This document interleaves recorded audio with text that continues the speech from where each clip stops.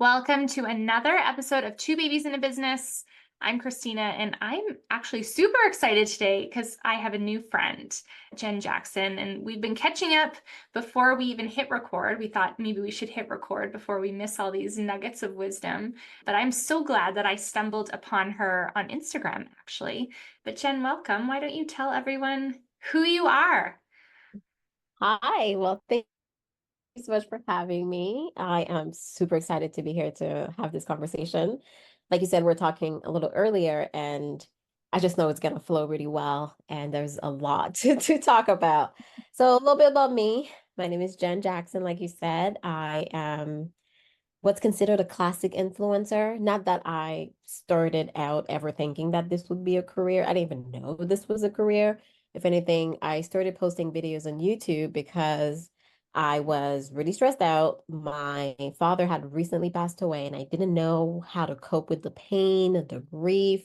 It was just really painful. And I discovered YouTube because my hair was falling out. And at that time, I was like, I kind of feel like I'm too young to, to be bald. So I started looking into how can I take care of my hair. And growing up, it wasn't a thing where I was taught how to care for my hair. I was mainly taught how to change it. Like you need to do something with it. It's not presentable. You don't leave the house with your hair like that. So that's the messaging I grew up listening. But then around that time, I was like, I wanted to face myself and figure out this hair of mine. So I started, looking at YouTube videos and watching all the videos. There's a few women on YouTube, but they didn't really have my hair type. It wasn't as kinky as mine. So Right. I still took the information and I was like, well, if I'm looking for this information and I can't find it, I'm pretty sure there's a lot of other women that must be in the same boat as I was. So I started posting videos of myself, just recording off my webcam on my laptop, just I didn't know what I was doing, but I was like, you know what, let me just figure my hair out, I guess, publicly. But really, it didn't feel so public. It really felt like I was talking to a camera. And it took me away from what I considered real life, which was stress of university, the pain from losing my father, just having to deal with everything on my own. And I'm Haitian. And I always kind of lead with that because I feel culturally speaking, if you are from the Caribbean, you kind of understand exactly what I mean, where we don't talk about emotions. We don't really talk about how I feel. It's not a thing. So I was going through all of these emotions and I didn't know what was going on with me. So I was like, let me escape, which is what, again, I was taught, like, you don't deal with it, you just push it down. So let me escape. And I found this new hobby that I was obsessed with. So really, I started with YouTube videos and creating videos around hair, around figuring out your hair, loving your hair, accepting your hair. And it branched into Instagram where same messaging, loving yourself, really kind of morphed into just self-care in general. And now that I'm a mom, it just kind of evolved into self-care for mom, especially as a working mom. So that's basically me in a nutshell. Yeah, I love one, I love the kind of focus on self-care, but two, I love how, you've embraced the fact that self-care has changed after becoming a mom and, now you have a little one watching Yeah. and understanding that whole world. But like walk us through that. Like obviously self-care is this really important theme in your life and for you, but how's that evolved as you've stepped into mom life? Oh, that's such an interesting question. I think it's more wholesome now where I realize that it's not just something that I do because I enjoy it. It's crucial. It's important. It's part of who I am and it's part of my life. And I also realize that I have to take care of me if I want to be the type of mother that I want to be, the type of wife that I want to be, just the type of person that I want to be. I have to be in tip-top shape. And again, that's not even something that I grew up seeing or even understanding the importance of it. Like it was more of a luxury. Oh, you do it if you have money. You can buy things if you have money. Right. Whereas I think there's so much that we can do that does not even involve buying anything. So it's not even buying self-care, it's practicing self-care at the core of who we are. So I want to say it mainly changed that way for me, especially with having a daughter, because I realized the first 8 months of me becoming a mother, whew, I feel like I blinked and it went by and I had no idea what was going on. I was like, okay, well, I'm on 10. I'm tense all the time. I had this like headache that wouldn't go away. And I just felt so stressed out about, oh my God, I need to keep this baby alive. But I also, there's so many different sides of me that I also want to explore. Just like the identity crisis that I feel like a lot of us new mom go through. I was going through that and I realized, okay, you know what? I have to do the things that I enjoy. Like I just have to like give this baby to my husband and go wash my hair. Like I know I love that. So why am I ignoring the little things that I know brings me joy? So I started prioritizing that a little bit at a time and I've realized, you know what? I'm a much better person. The headache went away when I take the time for me and calm down and if it involved buying something, okay, but it doesn't have to. And I think for me, the messaging and how it's changed is that this is important. It's as important as everything else. It's not that I get busy and taking care of myself get takes the back burner. It's I get busy, taking care of myself becomes number one. Right. Right. How, I mean, in terms of how you message, whether it's to new moms or, even just yourself, like what are those tips? Like when do you know you need to stop and do some of that loving on yourself? I think it's different for everyone, but I think at the core, it's probably when you start to feel like you're not yourself. Mm, And that may mean different things for different people. But once you start feeling like, what happened to me? Or I'm not the person I used to be, I'm not responding how I used to respond, or you just feel like maybe you're responding too much, you're on edge, you're reacting too right. much. And that's not how you usually, live. So I think once there is a change, that means that it's already too late.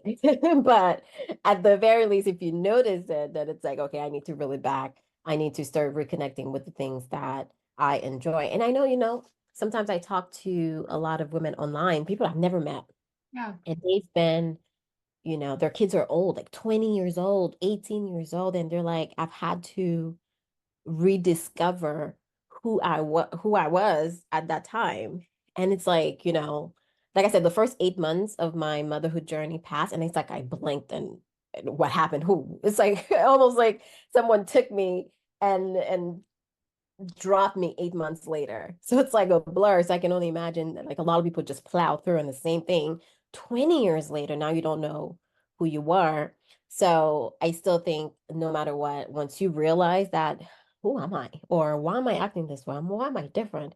I think that's like a pivotal point where it's like you need to sit down with yourself and really figure out what can I do for me? And it could be something simple. Read a book, go gardening. Maybe you had a garden that you used to do 20 years ago that you just abandoned. Maybe start that again or go on a walk. Really like spend time with yourself to really realize what is it that I like? Who is this new person? Because motherhood will change you. And that's okay. Embrace the change and figure out what is it that I enjoy and how can I take care of this new person today so that I show up as the person that I want to show up as. Yeah.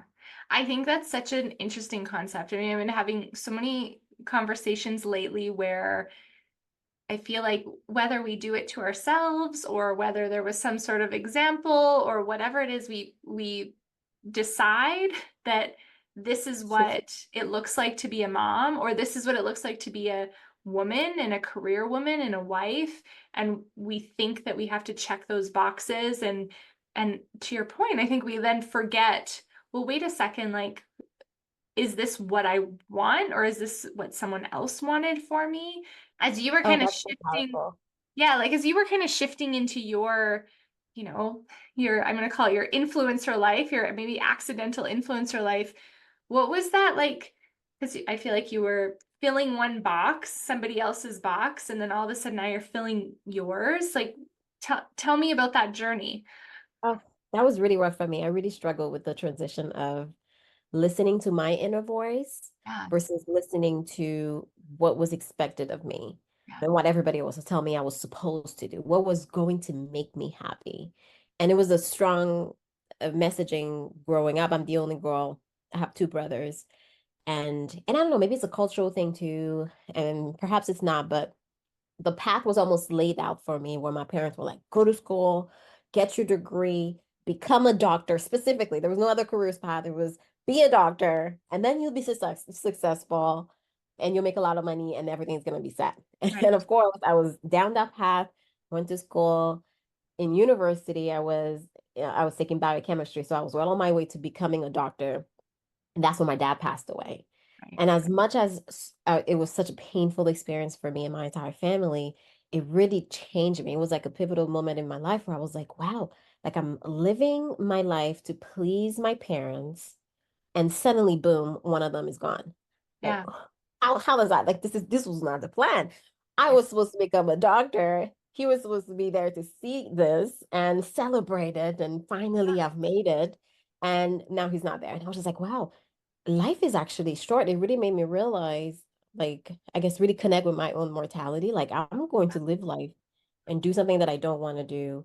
Even though I knew I didn't want to become a doctor, I never liked hospitals. I don't like syringes. I don't like blood, just any of it. Like, I remember just what to this day, if I walk into a hospital, it's like, oh, I'm walking in like this and I'm staying like this. I don't like the whole aspect of it. But I was on my way to becoming a doctor because that's what was expected of me. Right. And so once that happened, I had to take the time to kind of figure out like what is it that I want.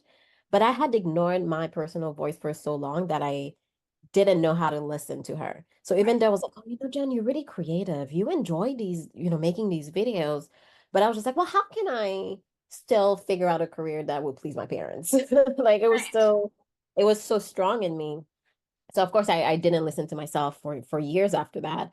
I went into corporate America or corporate Canada, I guess. Yeah. I started working up the ladder and I had convinced myself that I was happy there. I was making more money than I ever was making until the pandemic hit. So that was like the second wake up call. Right. And and I was like, wow, I was home a lot and I enjoyed that aspect, but being home and everything slew down, it made me think a lot. And I was like, I don't know if I enjoy the career that I'm going down. Like it's not as fulfilling as I thought it would be. It was fine. Like I could do it in my dreams, but is that really what you want to do? So then when they started getting us to go back to the office, that's when I realized how stressed I used to be. Because I used to be home doing my yoga, exercising. I had time to do like a long morning routine, really enjoyed all of that versus like waking up and like having to hustle and bustle and go to work. And I would work these long hours and then go back home. And I didn't have kids at the time, so it was fine. It was just the life that I always led, so it didn't feel like it was. I don't know. It didn't feel like it didn't even feel stressful. It was just Right. like that's how life is. So when they started to get us to go back to the office, I would drive and like clench the steering wheel of my car so hard. The closer I would get to work, I would be so stressed out just driving like and I started listening to like these yoga sounds and like Yeah. to like calm me down before I got to the office. And I was like, that's not right. Like, was I how did I ignore these I guess signals before? How did I just plow through all of that? So I really wrestled with the idea of, okay, Jen, you have this career that you started, which I never even considered it a career. It was like my side hustle. Didn't Right. tell anybody about it, even though I had like, I don't know, 150,000 followers. But it was like, oh, this side hustle, something I did on the side. It's Right. not important.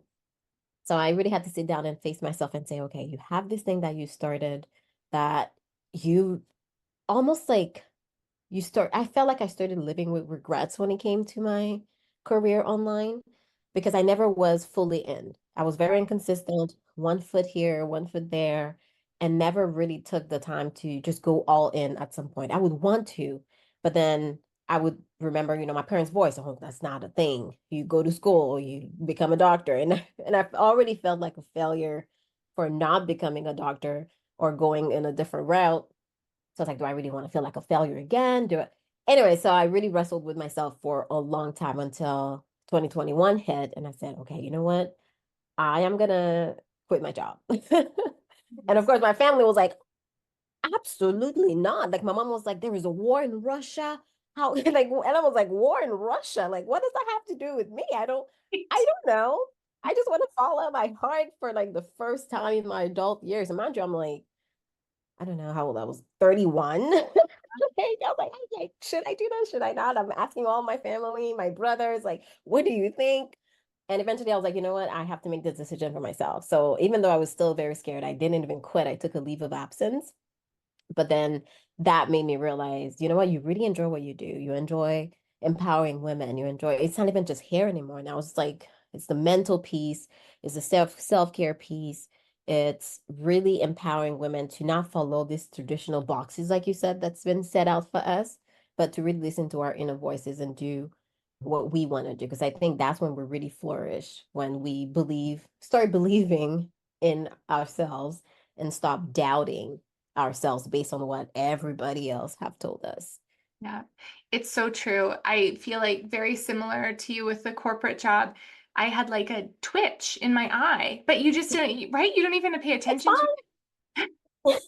I remember like I quit, I had given my notice and, worked through the end. And I went back to have drinks with some of the girls that I worked with. And all of a sudden, halfway through this conversation, because obviously they're telling me about the work drama and all the stress I left, my eyes started twitching again. And I went, oh my God, like I can't even be near this place because, and right, like just this like visceral clenched hand reaction, like you Yeah. had like I feel like it's like your body's telling you something, but We don't we listen. listen. We ignore it. Same thing for me. Every time I, have brunch or like dinner, catch up with the friends that I made at work, and of course they give you the latest gossip, and I'm just like, oh, every time I'm just like, I'm so glad Yeah. I'm not there anymore. And like when I was there, it was like I was part of the gossip. And I'm like, oh, I don't ever want to know. It just never ends. It's always this level of stress that's there, and that's the normal. So No, it's cool. And I love the fact that, you know, I feel like so many, you have this story about, almost asking permission. I'm going to leave this job, I'm going to do this thing. And even though you didn't necessarily get the permission, you still gave it to yourself. Because I feel the same way. Similar corporate gig, great pay, a really clear future. I feel like, probably my parents were talking about some war too. Just be prepared. But, I went, yeah, I'm just not, this isn't me. I'm not doing what I love. So, I mean, kudos to you for being able to just say, nope, I'm paving my own way. no, it took me a long time to get there though. I've been thinking about going all in with my side hustle since I want to say 2016. And Wow. I didn't take action up until 20, what was it? 2021. Yeah. And I kind of feel like I almost tortured myself for for I don't know, 5 years of just like back and forth in my mind. Should I not? Should I not? Like weighing the pros and cons. And I think the last straw for me was in 2021, I made more money with my side hustle than I did in my corporate life. And that's when I was like, first of all, I need to respect what I'm doing and not just call it a side hustle, because obviously it's flourishing and it's growing. And also, I was like, what is your excuse now? Because there was always this concern, like, well, what if I do my own thing and it doesn't work out and it Right. fails? And like, what do I do? I can't just leave, like you said, a very cushion 9 to 5 job. So then I was like, I really don't have any more excuses. I felt the stress at that point. But again, I was making money doing what I love. So I was like, "Mm." And it also fulfilled me. So it took me a long time to get there, but I'm glad I had to give myself permission, like you said. As much as I asked so many people, my friends and like my family, my brothers, my mom, I had to make the decision. Yeah. I had to answer to myself. All right. Well, now that the side hustle is the hustle, what does it look like? And there's a daughter in the mix. What There's does a it look daughter. like? What's the balance look like? That, I feel like I've been toying with this concept of work-life harmony because it's never really a balance. It's just one part is louder than the other at certain points. But what's the day in the life of Jen? See, I'm so glad you didn't call it like this work-life balance, because I feel like that also puts a little bit of pressure in it that it has to be balanced. Yeah, And I realized that there is no such thing. There is no balance. It's obviously I put a lot of work and intention into making it as fulfilling as possible, but right. some days are worse than others. And but day in the life, I have been waking up between 5 and 6 a.m. now. This is a new thing for me. where I want to say since May this year, because Yeah. I'm working on a project that I want to finish. So I kind of tell myself, okay, you're putting in the work now. You're gonna have to sacrifice something now, and what's gonna get sacrificed. And at first, I thought it was going to be sleep, but ironically enough, I sleep more now than I did before. So I wake up super early, which gives me time for me. Yeah. I'm able to go to the gym. Literally, I go to the gym at like 5 o'clock, which is crazy. Young Jen would have never thought that I Right. would be doing this. So, gym, and I'll shower. I'll have time for me, like, I don't know, a cup of tea if I want to. I'm Yeah. actually pregnant right now, so I'll probably have like a smoothie before Nice. everybody's up. So it's just time for me. And then I'll have dedicated time to work. So depending on the day. If I someday, I mean, I go to the gym 3 times a week. So if I Yeah. don't go to the gym, I still wake up early, but that gives me like a 3 hour block to work or 2 hour time block to work if I do end up going to the gym. Uninterrupted time. Yeah. No one is up, even the dog is asleep. So Yeah. it's perfect. And then around 8 o'clock, baby wakes up, my daughter wakes up. So then I'm on mode up until her nap time. So nap time is now. So that's when I'll squeeze in a meeting, a podcast, if I need to do that. So if I don't have a meeting, then I'll probably like catch up on work or do something else. And then when she wakes up after her nap, then I'm back on mom mode up until my husband comes home. So when he comes home, I literally pass the baby on. I'm like, goodbye. I'm off. Day is over. I will do whatever I want to do at that point because I feel happy because I already feel accomplished. I was a present mom. I spent time working, spent time for me. So I feel really good. So I don't know, mindlessly scrolling social media. Totally. I will watch a show if I want to. I don't know, whatever it is, I'll do whatever, and then he'll kind of take over and do the night routine, which mainly involve dinner, getting baby ready for bed, and then I'll step into that some if I want to. It depends on my mood. And then baby goes down, so then I'll stay up for about an hour after that, and I go to bed. So Nice. that's basically a day in the life. I love the I don't want to call it ease, but like the fact that in the schedule there's like the partner handoff.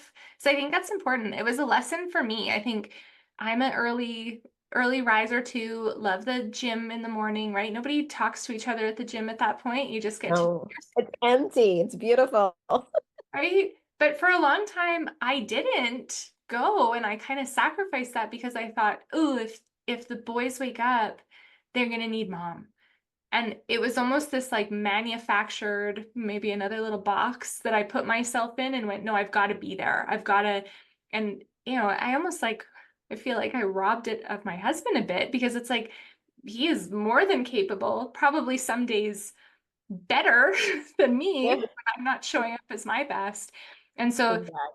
the fact that you guys have that partnership too, where it's like, here's my time, here's your time, I think for me is always like the biggest advice to a new mom finding balance too, that like dad'll do it different, but that's It's okay. okay.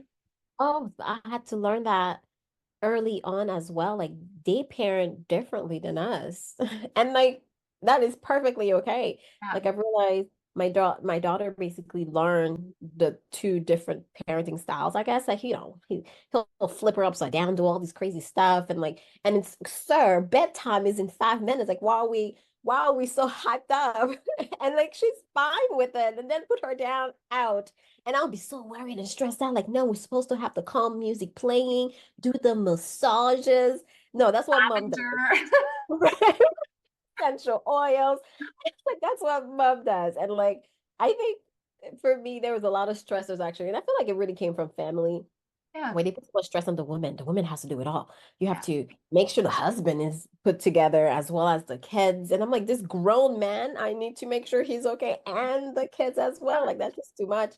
And even before I had kids, I remember I had this conversation with my mom. It's so funny because before kids, we were very much night owls. I would stay up all night, go to bed at like 2, 3 in the morning. It's madness. So because of that, we would make dinner really late.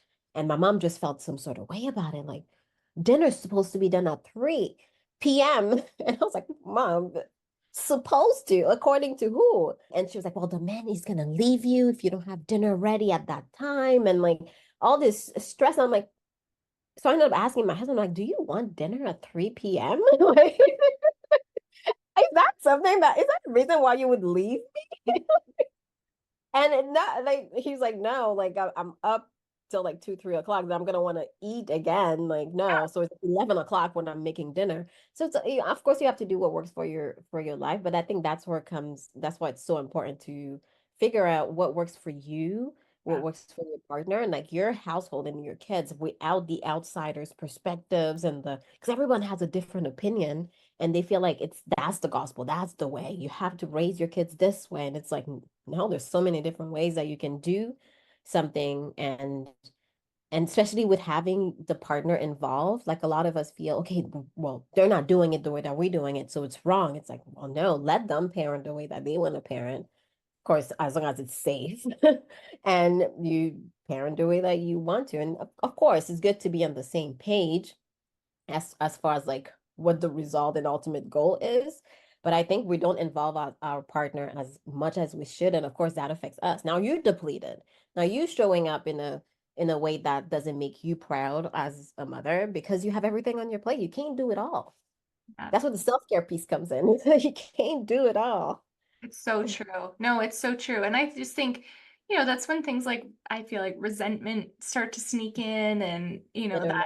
carrying a load you don't need to. And yeah, I always like I said, that's always my biggest advice. It's like, you know what? Half the baby is them anyways. It's gonna be fine. It is. Half of the baby is them. That is very true. Like after I gave birth, I think it was maybe like 4 months in, started feeling a little bit better Yeah, physically. So I'm like, oh, I really want to get my nails done. It's like one of the hair. I just love all the little things. So I was like, let me go get my nails done. So baby stayed with dad and I went out to get my nails done. And I was out for like 2 hours. So my mom is calling me like, where are you? Like, how are you gonna leave the baby with the I'm like, how am I going to leave the baby with their father? What do right? you mean how? Like, can he not take care of her? True. Like, I didn't get a parenting manual when this baby was born, so I figured it out and he's going to as well. No, it's so true.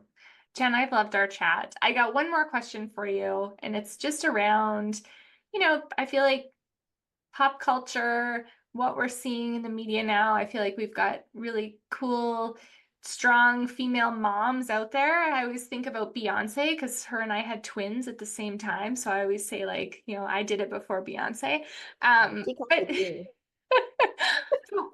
what do you think? Like, is media finally getting it right? Do you think that, there's nice examples for us now, or are we still trying to fit into a box? That's a good question. I think, well, the media gets it right, or at least being able to see representation of working women that are successful is a really big thing for me. I'd say the representation really matters. And I think, when I grew up, it's funny because at some point in my life, I was like, I don't want kids Right. because the women around me were always so stressed out, just barely making it. And I think that it was normalized almost that or once you become a mother, it's over now. You're never gonna be yourself again. You're never gonna be able to do the things I do you love. So seeing the imagery that there are successful working mom that seemingly, at least on the outside looking in, look like they're healthy, they're happy. So they've kind of found that balance is very helpful. But I think what may be missing is perhaps the messaging that it's not just them. Like they're not doing everything. It's not Yeah. like they have a whole Beyonce has a whole team around her. Like she's on when she's on the road, someone's taking care of her children. So there is a strong village, even Yeah. though I like to call it a paid village now, but it's there. So it's not just all on them. And I think that's, I guess, what I would love to hear a little bit more of that it's impossible to do every single thing to have everything on your plate. And like involving the husband, for example, like how is that not a thing? Like why is there so many, even though it's a meme, it's funny, it's relatable, but why is there so many of those videos where the father's so incompetent or they're not doing anything? Like that's unacceptable.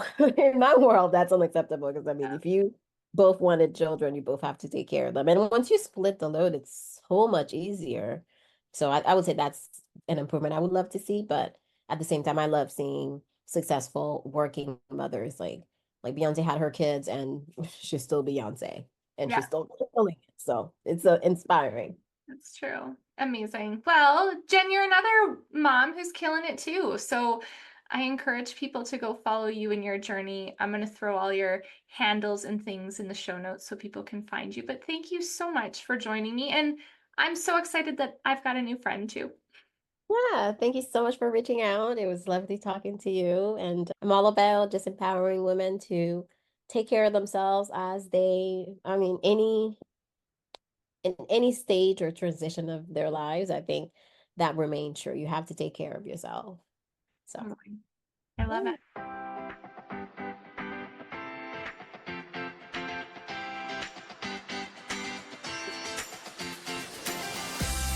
Thanks for listening in today to another incredible journey of a mom who's just like you, trying to balance it all.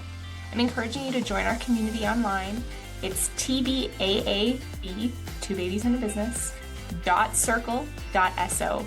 That's TBAAB.circle.so. Join in the community, share your story, learn from other women. I'm so looking forward to seeing you there.